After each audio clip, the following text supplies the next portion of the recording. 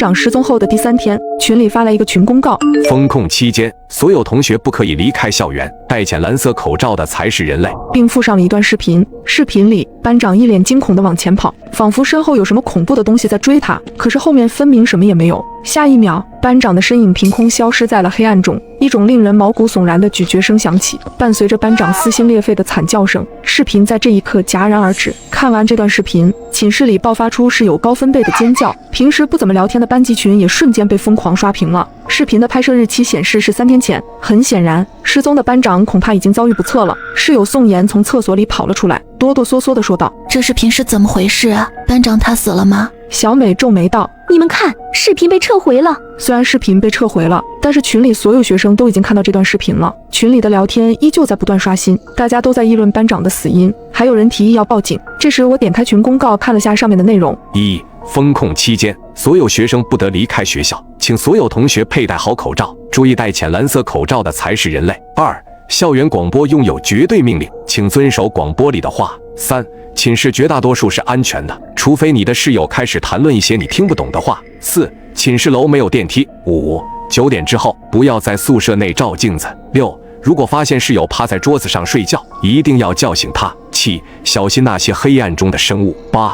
10点之前必须回到宿舍楼，宿管阿姨讨厌没有时间观念的学生。9. 学生之间不得发生暴力行为。这些规则实在是太古怪了。就在这时，刺耳的电流声响起，校园广播里传出了班长的声音：“同学们晚上好，学校因突发情况临时进入封控状态，请所有学生在10分钟之内来到操场进行核酸检测。核酸检测相关事项，请各位同学参考班级群公告，不遵守规则的人会杠。”我的脚底升起一股凉意，群公告又多了一条关于核酸的规则。操场没有第4个核酸点，每个核酸点排队人数限制为20人。我看了一下时间，现在是晚上9点10分，操场离宿舍大概5分钟的距离。如果按照正常步行，所有人都能9点15来到操场。我来到了窗前，往外望去。以前我站在窗前就能看到在操场活动的学生，但是现在我竟然连操场的轮廓都看不到，只能看到一片浓稠的黑暗。群里的同学们都慌了，走廊上响起了开门的声音，还有密集快速的脚步声。其他寝室的人出门做核酸了。宋妍已经打开了门，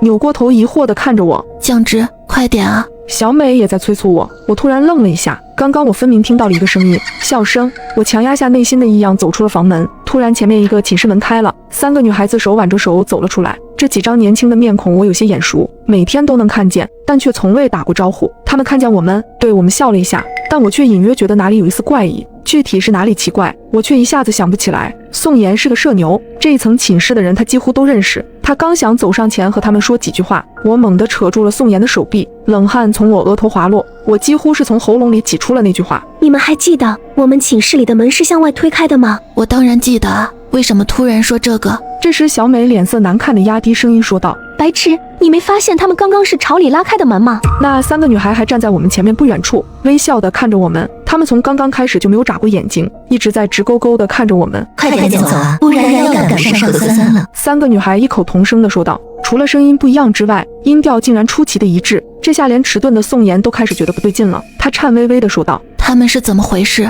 请小心那些黑暗中的生物。”我低声说出了这条规则。3个女孩的身后是无边无际的黑暗，而且她们似乎没有影子。注意到这点之后，我的后背窜起一股冷意。其中一个女孩看着我们缓缓说道：“你们怎么不走了？”她的嘴角翘起一个夸张的弧度。怎么办？宋妍快要哭出来了。小美抓紧了我的手，等不到我们的回答，女孩们开始慢慢朝我们靠近。她们3个人走路的姿势，甚至迈开的步伐，全都丝毫不差。随着我们之间距离的缩短，女孩们脸上的笑容越发明显，眼角夸张地上扬着。可是我们身后已经没有退路，只有一面墙壁和镜子，唯一可以躲藏的地方是寝室。我用力地回想，冷静点，酱汁，一定有什么被你忽略掉的细节，想起来，快点想起来。我快速扫了2侧的寝室门。小美焦急道：“快点，我们快回寝室！”我被小美往寝室的方向拽去。我低头看了一眼她的手，脑子里突然闪过一个细节。就在小美打开寝室门让我们快进去的时候，我一下子推开了小美，猛地拽上宋妍的手，往镜子前撞去。“酱汁，你疯了，那是镜子啊！”宋妍大叫。就在我们要撞上镜子的那一刻，周遭的场景倏然变化。我们回到了寝室内，宋妍大口喘着粗气，惊魂未定地看着我说道：“怎么回事？你不是带着我往镜子里照吗？我们怎么又回到寝室了？”小美奇怪地看着我们，似乎不理解我们为什么这么恐惧。“你们刚刚是怎么了？我喊你们走。”你们却像中邪了一样站在那里一动不动。宋妍听到小美的话，彻底傻眼了。我快速的解释道：还记得那条规则，9点之后不能照镜子吗？但群公告发布的时间是9点10分。宋妍，你当时是不是在厕所里照镜子？对，我当时确实在，所以我们违反了规则。寝室的门开的方式是相反的，寝室两侧的门牌号也是倒着的。小美抓着我的手的时候，我看到了她手上的痣，她的痣是在左手上，可是她抓着我的是右手，所以我推测这个小美不是真的。我们之前是在镜子里面。就在这时，校园广播再次响起，请所有还未做核酸的同学立刻到学校操场进行核酸。我暗道不好，现在是晚上9点15，我们离核酸剩余的时间只剩下5分钟了。我们用最快的速度跑到了学校操场，操场上早就排起了长队，从左往右数，有4个核酸点，前3个核酸点都排满了人，只有最后一个核酸点孤零零的。最后一个核酸点的工作人员是一个头发很长的女人，她低垂着头，看不见脸，给人一种非常阴沉不好的感觉。大家都不约而同的没有去第4个核酸点。我数了数人数，发现中间2个核酸点队伍都排满20人了，只剩下第1个刚好有3个位置空出。小美说：我们去排队吧。这时我迟疑的开口道：怎么样才算是最后一个核酸点呢？如果从左往右数，最右边的就是最后一个，但如果顺序是从右往左呢？那么第4个核酸点就会变成第1个。核酸排队时间只剩下了半分钟，我们必须做出决定，是第1个还是第4个？宋妍和小美都把求助的目光投向我，我后背绷得很紧。20秒，15秒，突然天空闪过一道惊雷，此时操场上的路灯似乎突然出现了问题，一瞬间操场陷入了黑暗，周围响起了短促的尖叫声。终于我发现了异样，操场上的光线很快就恢复了正常。第4个，我大吼一声往第4个核酸点跑去，宋妍和小美紧跟着我，其他学生都用惊讶的目光看着我们。不是说了不要去第4个核酸点吗？第1个队伍还有空的位置啊，你们不觉得第4个核酸点的那个工作人员长得怪吓人的吗？人群里发出了好心的提醒声，我没有理会他们。最后1秒，我们3个站在了第4个核酸队伍里，近距离面对这个女人，我整个身体都止不住的在颤抖。女人的头发仿佛很久没有梳过一般，我感觉到了一股难以言喻的恐惧，甚至觉得是不是一开始的决定是错误的。张开嘴巴。女人的声音格外嘶哑难听，我胆战心惊地张开了嘴巴。好在核酸的过程非常顺利，我刚要离开的时候，女人却突然用力地抓住了我的手，眼睛目不转睛地看着我，我的心脏跳得飞快。下一秒，她松开了我的手，我的掌心里多了一张纸条。下一个。女人再次低垂下了头。我们顺利做完了核酸，我小心翼翼地展开了纸条，纸条上写着：你其中一个室友是假的，小心他，切记他早已被感染。我后背一阵发冷，我扭过头看着身后站着的2个室友，陷入了沉思。宋妍好奇的小声问我：酱汁，你怎么知道这才是正确的核酸点？我的眼神移向了第1个核酸点，解释道：还记得刚刚操场短暂的停电吗？那时候操场短暂的停电之后，我看不清所有人的脸，但唯独只有1个人的脸却是能看清的。第1个核酸点的工作人员的脸是微微发亮的，这根本不可能是正常的人类。听完我的话，宋妍一脸恐惧道：那这些排错队伍的人……这时异变发生了，第1个核酸点做完核酸的一个男生突然涨红着脸，捂住了自己的喉咙，发出了嗤嗤的声音。下一刻，他发出撕心裂肺的呕吐声，吐出的呕吐物里全是密密麻麻蠕动的黏腻的虫子。好痒，好痒啊！男生使劲地抓挠自己的皮肤，我头皮发麻到了极点，他显然痛苦到了极点。这骇人的一幕让很多人发出尖叫声，但很快又有人痛苦地开始抓挠自己的脸。他们的症状和死去的男生一模一样，其中一个症状轻微一点的男生愤怒地冲到了工作人员的面前：你刚刚给我们做核酸的时候，对我们做了什么？但他很快便发现了不对劲的地方，那些一根根医用棉签上竟然攀附着无数颗像是虫卵一般的颗粒。此刻的操场宛如地狱，排在第1个核酸点的学生全部死亡。所有人都清晰地认识到了一个事实：违反规则的下场极其恐怖。这时广播里班长的声音再次响起：本次核酸筛查结束，感谢同学们配合，现在请同学们回到自己的寝室，但注意，请小心回去的路。我拿出手机一看，群公告果然更新了：1. 宿舍的门禁时间是10点，宿管阿姨讨厌没有时间观念的学生。2. 操场到宿舍楼是一条直行道，没有岔路口，如果遇见岔路，请立刻闭上眼睛往前走。3. 不要抬头看路灯。4. 如果听到身后有人喊你的名字，请不要回头。5. 戴浅蓝色口罩的才是人类。6.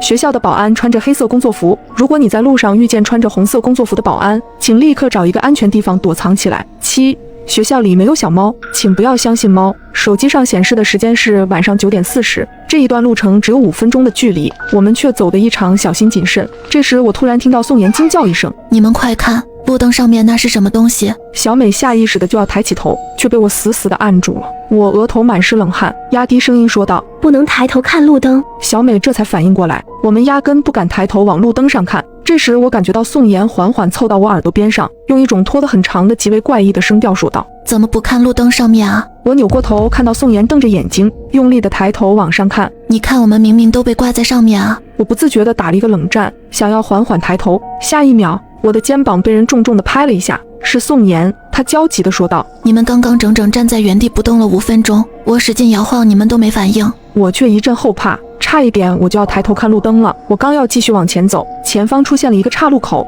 操场到宿舍楼是一个直行道，没有岔路口，2条岔路仿佛通往无边无际的黑暗，看不到尽头。赶紧闭上眼。说完，我闭上了眼睛，靠着感觉往前走。也不知道走了多久，我听到小美喊道：“我们到宿舍楼了，你们可以睁开眼睛了。”我刚要睁开眼睛，却意识到不对劲，我们周围还有很多人跟着我们一块往宿舍楼走。要是真的到宿舍楼门口了，我肯定能听见进出宿舍的机器刷脸成功的提示声，但此刻周围死一般的寂静。真到了，真到了，酱汁，咱赶紧进去吧，这马上就要10点了。宋妍和小美都在焦急地催促我，我则没有理会他们，继续往前走。酱汁，你要走到哪里去？为什么你还要往前走？我听到他们大喊：“酱汁，停下来，睁开眼睛吧，酱汁。”刚开始，他们的声音还能维持正常的属于人类的声调，但随着我越往前走，那声音里夹杂着的恶意就喷涌而出。又走了不知道多久，我终于听到了其他人的脚步声，还有说话声。这一刻，我知道我回到正常的路上来了。我猛喘一口气，睁开了眼睛，宋妍和小美都在我身边，我这才微微放松了下来。这时我听到了一声猫叫声，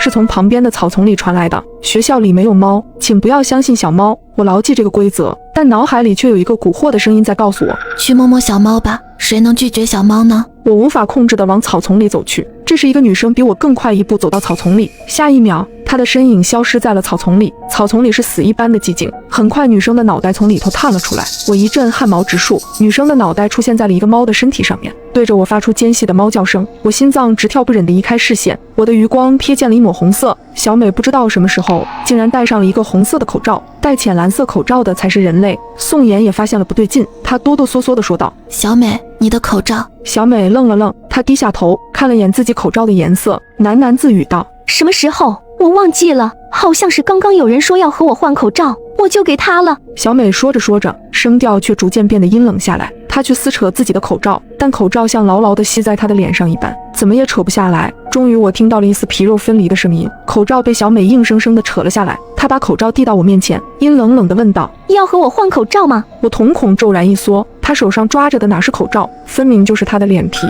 我心跳陡然激增。小美，小美摸了摸自己的脸，她又抬头望了眼宿舍楼的方向，最后我听到她发出了一声长叹：“回不去了啊，酱汁，我们一开始就忘记了一件事情。”小美突然靠近我，她用尽最后的力气凑在我耳边说道：“我都想起来了，小心宋妍。”我一下子愣住了，下一秒，小美跌跌撞撞地往操场那头跑去。我想要去追，却被宋妍拉住了。她颤抖着说道：“来不及了，只剩下1分钟了，小美她没救了。”我看着宋妍，小美说的那句话却像刀子一样扎在我脑子里。小心宋妍。挤进晚8的地铁，一阵警报声突然响起。地铁规则：禁止出现噪音。警报响起后，地铁里陷入一片死寂，只剩几个刷视频的人仍然沉浸在最大音量的外放里，边看边笑。还没等我反应过来，车厢内突然闪烁起刺眼的红光，车门轰然打开，那几个笑呵呵的乘客变得双目无神，整齐地放下手机，排队跳下了车。车门在关上时，玻璃上已经染满了血色。面对这骇人的场面，我狠狠拍了拍脸，发现并不是梦。环视四周，满是和我一样慌张的乘客。这时警告声再度响起，检测到环境无噪音，规则正式启动。地铁行驶中，每10分钟抵达一个站点，请乘客们留意车间广播。每抵达一个站点，地铁开门，请勿在车厢内持续逗留。本路线除起点和终点外，共有6个站点，每个站点都有各自的规则，请务必遵守。完成站点规则后，乘客方可安全回归车厢，前往下一站。严禁提前回归，否则后果自负。无驶过6站之后，地铁抵达终点，唯有终点代表安全生还。注意，前方到站恶鬼桥。广播结束后，地铁停下，车门打开，一束泛绿的幽光照进车厢。虽然仍处在蒙圈的状态，但我还是赶紧跟着人群冲下了车。下车之后，映入眼帘的是一座古朴的石板桥，桥下有一潭死水，无数煞白的手臂漂浮在水面，密密麻麻，不停挣扎。桥上则端坐着一位身着黑色旗袍的女荷官，她的嘴角挤出一丝微笑，指了指桌案，那里有一颗红枣模样的骰子。欢迎大家来到恶鬼桥，骰子有大小，猜中者生，猜错者或是不想猜的人，就请留在这里陪着我了。他的语气相当温柔，却让人无比窒息。只见他手指一勾，点中了一个人群前列的衬衫男，随后将骰子轻轻一盖，简单的摇晃了几下。他眼神死死盯着衬衫男的脸。你选大还是选小？衬衫男顿时屏住了呼吸，犹豫再三，才支支吾吾说出答案：小。盖子揭开，骰子上的点数是5。恭喜你，留下来陪我吧。衬衫男的双眼顿时失去了神采，和之前跳下地铁的乘客如出一辙，仿佛提线木偶一样向池边走去，皮肉瞬间被腐蚀得干干净净。一阵惨叫声扎进众人的耳朵，眨眼的功夫，水面上又多了条漂浮的手臂。荷官却如同没看到这惨烈的一幕，反而笑得更加开心。下一位，骰子摇晃，是大还是小？大吧。答案揭晓，骰子正上方的点数是3，池水上方又是一阵撕心裂肺的哀嚎。光是皮肉腐蚀的画面，就看得我心惊肉跳，不敢直视。而桥上的荷官仍在不停点人，摇晃着骰子，宣判着众人的生死。因为下车时跑得比较慢，所以我处在人群偏后方的位置。前面一共有32人参与，仅有11人猜中了大小。当然，凡事总有例外。一位大妈不顾规则的要求，选择死活不开口。结果1分钟后，大妈在众目睽睽之下，一口一口地慢慢咬死了自己。随着荷官缓缓一指，排在我前面一位的校服少女颤颤巍巍走上了桥。你选大还是选小？少女额间全是冷汗，咬紧牙关说出了自己想了很久的答案：小。开盖之后，他看到了点数6，他绝望地向我伸手求救，却又自顾自地一头扎进了水里。惨叫声穿过我的耳膜，因为下一个就轮到我了。骰子轻轻摇晃，荷官微微一笑：是大还是小？我看着他渗人的眼神，从小抽卡就没出过好东西的我，实在不敢把生命寄托到运气上。荷官见我愣神，又开口问了我一次：是大还是小？从他温柔的眼神里，我猛然读出了一条最重要的信息。那一瞬间，每个人猜大小的场面都从我的脑海中掠过。原来规则就藏在他的话语之中，因为荷官会根据摇出的结果问出不同的问题。如果结果为大，他的问题是你选大还是选小；如果结果为小，他则会换一个问法，是大还是小。所有人都处于金句之中，竟没发现他这2套不停切换的固定话术。想清一切关节之后，我坚定地开口：小。结果停留在2，我长舒一口气，从死亡的气息里走了出来。我刚想转头把判断方法告诉剩下的乘客，却瞥见荷官对我微妙一笑，他伸出食指停在嘴唇上方，比出了晋升的手势。第1站结束，只有不到20人活着回到了车厢里。地铁重新启动，听着车轮不断摩擦铁轨的声音，我不禁想，第1站就死了这么多人，后面的5站该怎么过？正当我心绪不宁的时候，旁边的女生轻轻拍了拍我的肩膀：你好，我叫青青。你好，你找我有什么事吗？接下来的站点，我想找你合作。如果我没猜错的话，在恶鬼桥，你其实已经看穿了真正的玩法，对吧？我不禁皱紧眉头。你怎么知道？青青没有正面回答，而是学着荷官的样子，把食指放到嘴唇上。因为我看见他也对你比了这个手势。我深吸一口气。没错，我发现了规律，那就是在大小不同时，他各有一套询问的话术。居然和我的解法并不一致。我找到的规律是它的摇动，如果顺时针则为大，逆时针就是小。听了他的话，我不禁陷入沉思，原来生路不止一条。随后我看了看青青闪烁的眼眸，忍不住继续问：你还有别的发现吗？他沉吟片刻说：有，但你可能接受不了。什么？其实我们可能早就死了。青青的话让我陷入震惊之中，直到他引导我，目光移向座位的下方，这才发现车厢的内壁上竟藏着密密麻麻的划痕和烧痕。看到了吗？这辆地铁表面上光鲜亮丽，其实早已经千疮百孔了。我怀疑我们乘坐了同一辆出事的地铁。与此同时，广播声突然响起：注意前方到站地狱山。车门打开，一股炽热的暖流立马涌进车厢。下车之后，对面是一座极高的火山，岩浆喷发，不断往山下流淌，在山脚下聚成滚烫的一潭，只是靠近就感觉快要被蒸发融化。而岩浆的边上站着一个身着判官服饰的男人，他拿着一个个黑色的石碑，诉说着地狱山的规则。欢迎来到地狱山，请各位直面恐惧，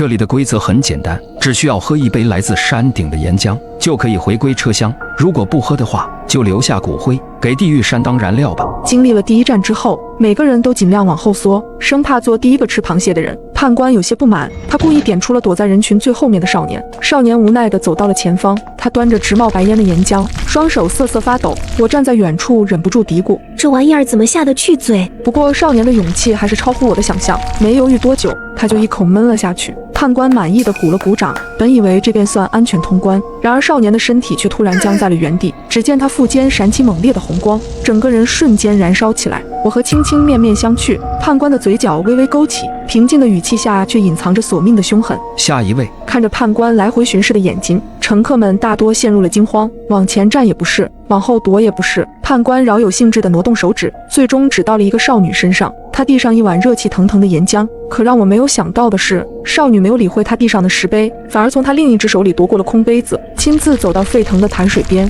盛了满满一杯，在众人惊诧的目光里一饮而尽。看着浑身冒烟的他，我皱紧了眉头。这是什么狠人？本以为不出3秒时间，他就会和那位短发少年一样爆体而亡，可足足过了很久，待到白烟消散，他都没有发生任何异响，反倒是一直表情玩味的判官陷入了一霎的错愕，最终无奈地鼓起了掌。精彩，精彩！直到这时，众人才终于反应过来，少女过关了。原来这就是地狱山的奥秘，既不能不喝岩浆，也不能喝判官递过来的，而是要自己亲手去盛上一杯。我看向旁边的青青，你知道这是什么原理吗？青青显然也在思考其中关节。你还记得地狱山规则的第一句话吗？我回忆了一下判官的说辞，只需要喝一杯来自山顶的岩浆，就可以回归车厢。不，前面那句，请各位直面恐惧。直面恐惧？没错，炽热的岩浆就是我们恐惧的来源，只有主动去喝下它，才算是直面恐惧，而从判官手里接过来的，只能算被动的妥协。我终于恍然大悟，有了少女的示范，后面的人通关就容易了许多。除了一个人因为只装了半杯，被判官推进了岩浆里，其他人全都顺利生还。这次我特意数了数，地铁内还剩下16人，经历了2站的惊心动魄，不少人都身心俱疲，一回来就靠着玻璃缓解压力。只有青青依然活跃，她找到了刚刚那个通关的女孩，3下5除2，顺利将她拉入了我们的团队。这时我也终于知道了少女的名字，小美。注意前方到站，蛟龙台。车门打开，一股刺鼻的腥味扑面而来。一条巨蟒般的庞然大物，头顶长着修长的鹿角，身躯足有40-50米长，紧闭双眼蜿蜒在地，既像蛇，又像是神话传说中的龙。而他的身旁站着一个绿裙的女人。欢迎来到第3站蛟龙台。如你们所见，我养了一条蛟龙，它平日里最喜欢的零嘴就是活人。你们需要在蛟龙台待上1炷香的功夫，此间它会在这里自由活动，以你们为目标。1炷香之后，没有被它吃下肚子的幸存者就可以离开此站。说罢，女人拿出一尊金色香炉，流出淡淡白烟。蛟龙双目一睁，露出2只火热的瞳子。还没等我们仔细琢磨女人讲述的规则，蛟龙便已经开始了行动。它虽身长40-50米，看起来相当笨重，却有着快如闪电的速度，吓得所有人都抱头逃窜。一位腿脚不利索的大叔，因为跑得太慢，第一个被蛟龙衔进了嘴里。看着这个场景，所有人跑得更加卖力。可蛟龙台的面积并不算大，而且没有任何遮掩身形的物体，空空旷旷，压根没给多少逃跑的余地。蛟龙的身影四处腾挪，每每只需要一口就能吃下一整个人。该怎么办？破解方法是什么？我一边拼死逃命，一边在心里不断回顾女人的话，但不停的跑动让我有些大脑缺氧，完全没法静下心来思考。而场上蛟龙的移动却是极快，转眼间又将一人吞进腹中，3两下消化个完完全全，打了个兴奋的饱嗝。1炷香才燃了1/3，16个乘客已经只剩下8个，一直跑根本解决不了问题。眼看抠破脑袋，我忍不住瞥了瞥同样亡命奔跑的2位同伴青青和小美，可仔细看去才发现，蛟龙最新瞄准的目标就是青青。眼看蛟龙的位置越来越近，千钧一发之际，青青却突然停下了脚步，站在原地不跑了。不仅不跑了，连任何动作都不再有，如同一根木头，看得我一脸疑惑。可接下来的景象让全场人都呆住了。青青一动不动之后，蛟龙也随之停下了移动，好像丢失了目标一样，左顾右盼，重新寻找起了目标。青青活下来了，原来如此。这一战的谜底竟然如此简单，只需要当做木头人的游戏就能安然通过。有了青青的例子，所有人都反应了过来，立马有样学样，停下了所有动作。本来残暴无比的蛟龙瞬间失去了所有目标，左右四顾，脑袋上仿佛挂上了一个问号。剩下的时间里，他只能一直在蛟龙台的边缘打转，待到一炷香彻底烧完，他的眼睛也准时的闭上。所有人都长舒一口气，坐回地铁座椅上，我忍不住看向青青。你是怎么看出来的？这一战实在是太险了。其实破解之法不在绿裙女人讲述的规则里，而是在蛟龙身上。在传说里，蛟龙乃蛇所化，而蛇类动物都有一种特性，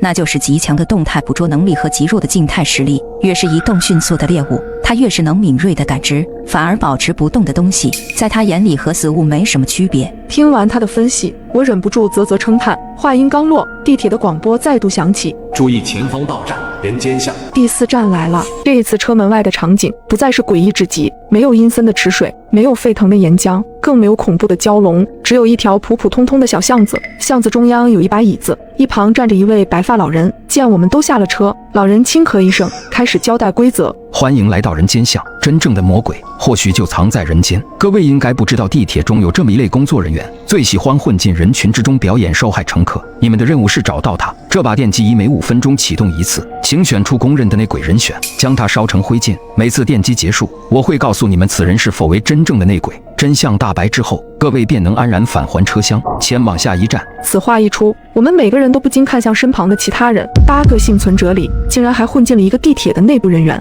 霎时之间，空气中的氛围变得焦灼又紧张，每个人都忍不住长嘶了一声。尤其是我，此时已经拧紧了脸，死死盯着紧靠在我身旁的青青。他也太符合内鬼的形象了，知识面广，能用各种思路破除迷局。所有人都没注意的车厢划痕，也是由他发现的。遇事冷静，在所有人都慌乱沉默的时候，只有他到处拉拢观察力强的乘客，组成团队。真说起来，我们都是被命运和规则摆弄的人，只有他像是个闯关的玩家一样。要是没有交代内鬼之处，我只当他是个知识渊博的精英人士。但老人一说出关于内鬼的规则，我瞬间觉得全和他对应上了。青青或许也注意到了我的表情，此时赶忙冲我摆手。咱们一起度过3个生死难关了，你不会怀疑我吧？我沉吟片刻，给了个比较体面的解释。毕竟这里一共就8个人，当然是每个人都要怀疑一下才行。他掏出了一张工作证，上面赫然写着江城大学副教授青青。这时一旁的小美也忍不住靠过来凑热闹。可是这也证明不了什么，谁说内鬼不能提前伪造一份身份证明呢？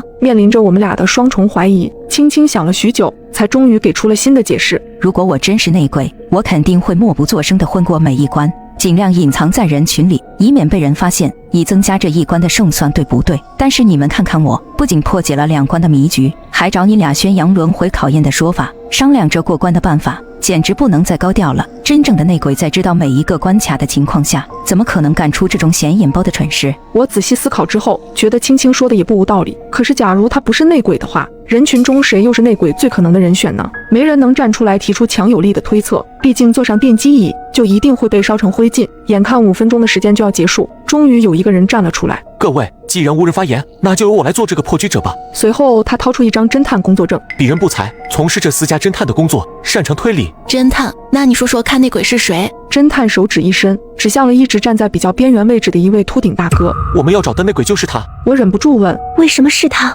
侦探轻咳一声回道，你们要相信一个侦探的业务能力，我从第1站开始就在观察你们每一个人的行为。我知道你们有些人可能会怀疑这个叫青青的女孩，她的表现非常亮眼，就像是提前知道了地铁的运行规则一样。但根据我的观察，她在每一站里眼神都在不停向上瞟，那是思考的标志，微表情是很难骗人的。反观这位大哥，看似平平无奇，没有被推举出来的理由，但只有我注意到了，他一路沉默寡言，几乎没和任何人产生交流，目光也一直都非常呆滞，一回到车厢就开始眯眼睡觉，这哪像是能活过3站的样子？但他偏偏就成为了幸存的8人之一，走过了一半的难关，所以我断定他就是那个隐藏颇深的内鬼。听完侦探一连串的推理，场中甚至有人鼓起了掌，因为时间即将到达5分钟，没等那位秃顶大哥反驳，就被人死死地按在电击椅上。时间抵达之后，电击椅上电光四射，没几秒的功夫，秃顶大哥就被烧成了灰烬。电击结束之后，老人对我们微微一笑，抱歉，此人是真正的乘客，不是内鬼，请各位继续寻找。此话一出，全场人都愣住了。本来信心满满的侦探，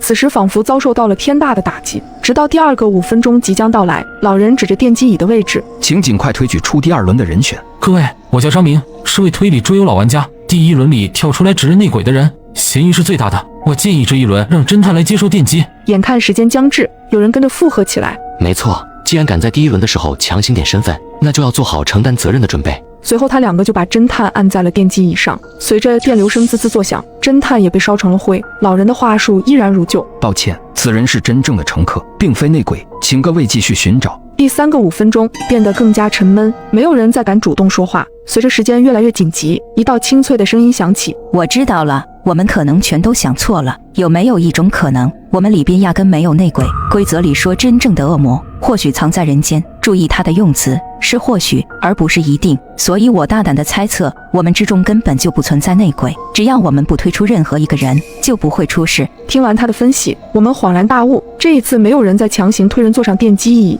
一阵噼里啪啦过后，老人的声音响起：恭喜各位，找出了真相，你们可以前往下一站了。车厢里，我忍不住叹出一口气，人间道的互相猜疑实在太过可怕，不知道后边又是什么考验。注意前方到站，修罗场。